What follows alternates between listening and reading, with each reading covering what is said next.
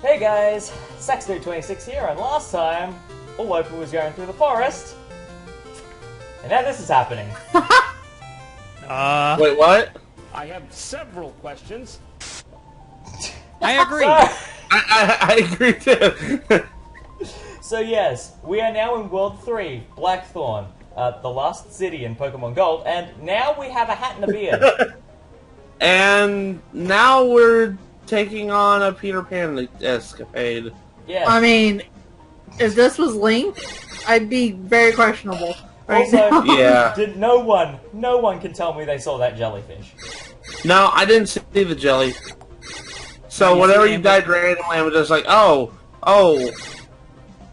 I actually disagree. This would make more sense if this was a Link transforming, because then that 7-year time gap for Ocarina of Time would make more sense. And now we're in You the could water definitely temple. see he's now an adult. But I'd still be scared. 7 years of no shaving, what do you expect? So, unfortunately, the manual of the game also doesn't explain why Ulopa is now, has a beard. And the worst part is the box art shows him as a young teenager with, like, a prepubescent beard as well. Which is very unfortunate. So basically nothing is accurate. Well, I mean, it is accurate, but what they're trying to get us to believe is that he's exactly the same age, but he's finally started growing out his beard. He finally decided, I like the bearded look. I'm going to participate in this year's No Shave November. Yeah. It's the unfortunate thing of, if we were to believe the box art, he is the literal definition of a man-child. Yeah. I'm scared now. How old is he, by the way? He's meant to be... Let me actually have a look at the manual. I'm gonna have to check this. In order to do this, shut it into 23 pieces. Ulopa reached the age of 16.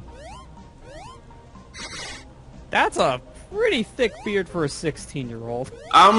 That's a 30-year-old. I've seen 16-year-olds with pretty decent beards, but... Yeah, that's a little ridiculous. Oh, what was also ridiculous was the flute going through the floor there. Not the most helpful thing. Also, note, the dragon there took 3 hits from the mid-range orbs to kill each head. Oh my gosh. They are ramping up the health of these enemies like it's no one's business. He looks like, he looks like he's in his, like, mid-30s. Yeah. And with a freaking beard. Looked like he was just giving us the finger. Oh, how dare you. Lester, yeah, you just reminded me of a stupid prequel meme I just found earlier today at work. There was that point in Star Wars Episode 6, New Hope, where Luke is above Darth Vader, and under the caption says, "It's over, Anakin. I've got the high ground." And then it just shows Darth Vader says, "How dare you?"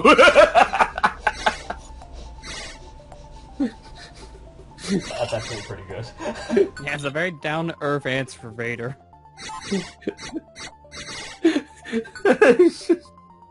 I was like, oh my god. Don't dad me, I am your father.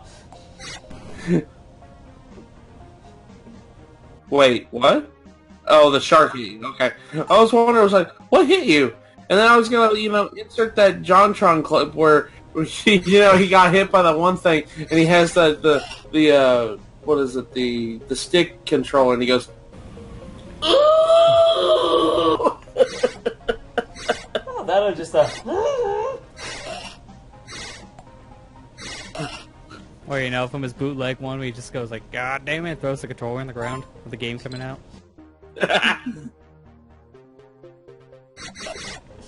But yeah, Blackthorn Castle is frustrating because unfortunately we have a very chaotic, acid-filled castle to deal with.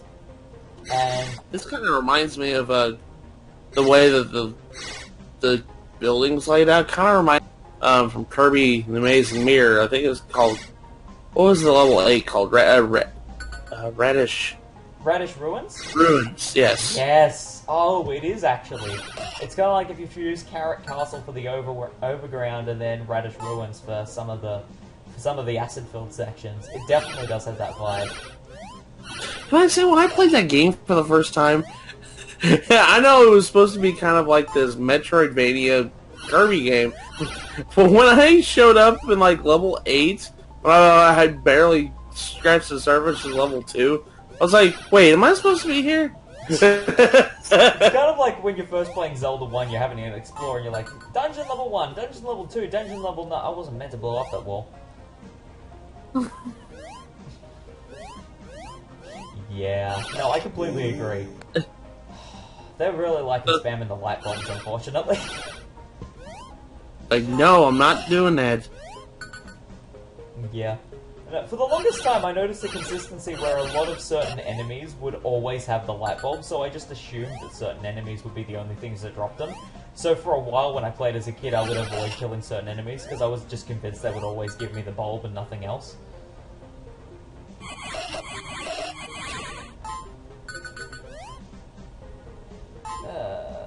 That's right, and there's that gap over there. But yeah, so there's no explanation given as to why Ulopa has gone through his beard phase. And He's, yeah, I guess you could say it's a curious. if I'm meant to assume things have been happening in real time, that is the fastest 5 o'clock shadow I've ever seen. Yeah, seriously. Yeah, so that's not even 5 o'clock shadow. He straight up got a job as a lumberjack. Pretty much. You got the hack to go for it and everything. Yoo-hoo! Big summer blowout!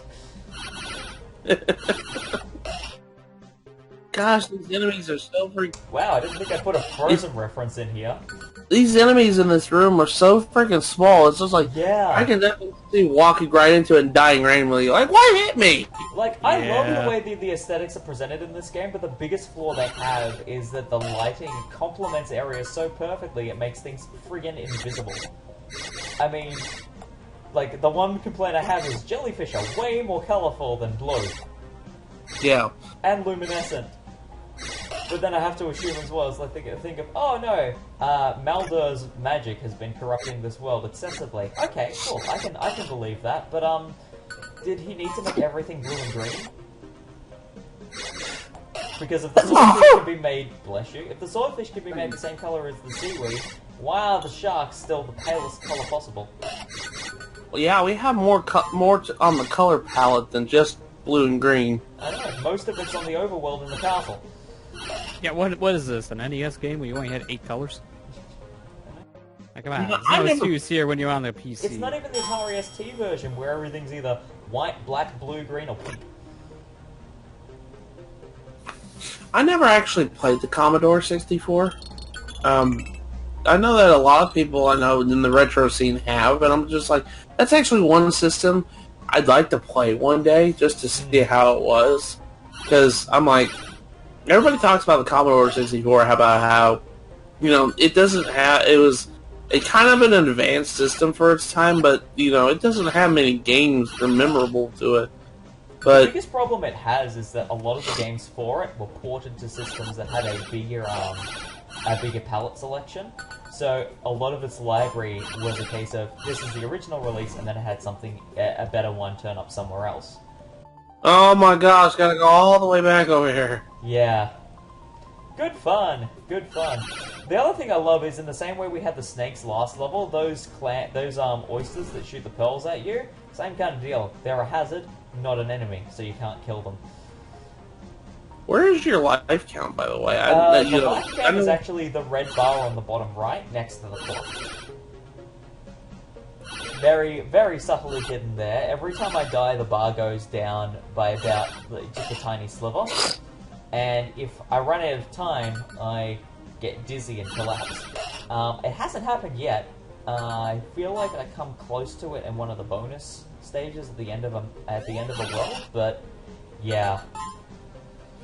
Thankfully, my lives are doing okay-ish for the moment, because I'm usually avoiding repeating death after death after death. The presence of acid everywhere, though, is definitely making that a little harder to avoid. Jump right into the well. It's like we all float down. Look down, here we go. Taking a page out of Zelda. Oh, look, a well. I'm going to jump off this ledge. Whee! I hope put this boulder in front of the well. Could you imagine if this Grezzo. game needed bombs to progress through levels as well? That would just be exhausting.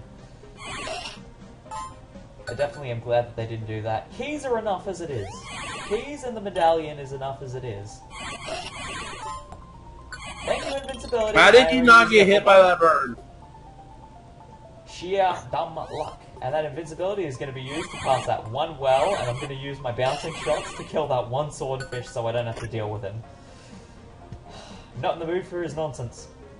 And I do have the medallion. Thank goodness. Could you imagine getting all that way, though, without the medallion? That would That'll have be been a slap in the painful. face.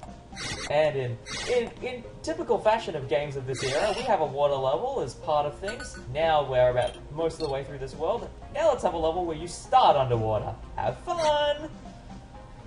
At least, you know, it doesn't seem like the water physics in this game are that horrible. Yeah. It's, on the upside, it basically just, it slows down the already slippery physics, and it just basically gives you a slower jumping arc. It's Yeah, it's not fairly really easy that to bad. control compared to, like, say, water physics in a Mario game. Yeah. I actually kind of feel like sometimes having a game where water physics add to platforming, sometimes it can be a little better. If they had to add swimming in here, they would make the enemy combinations complement that, and if anyone's seen my Magic Pockets playthrough on my channel, you'll see just how chaotic that makes things. Yeah. When it has swimming in mind, it does get very ridiculous. And I'm glad they didn't do that route, I'll be honest. Man, the people that live here in this area are really rich. I mean, they built the all their houses out of gold. Pretty much. And everyone has their own well, and everyone's very fond of winged goblins. I like gold. Alright guys, it's time to give the goblins some gold.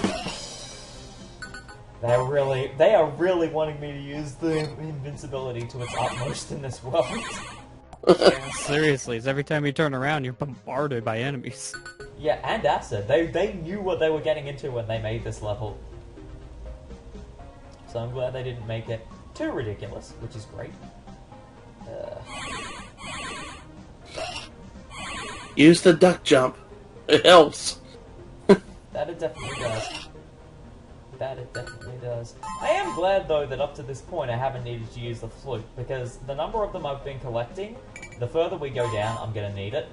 You may have seen I've been collecting those green flutes through some of the levels. Yeah. And that's actually to summon a genie, which I haven't needed yet.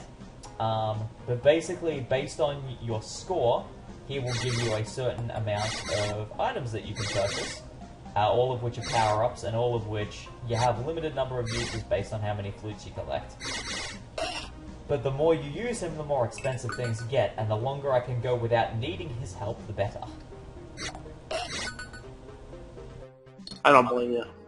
Yeah, I don't remember if I needed him in World 3, but I feel like World 3 is the earliest that I start needing his help. But I don't think I've needed him this part yet, so... Arcing shots, man! No,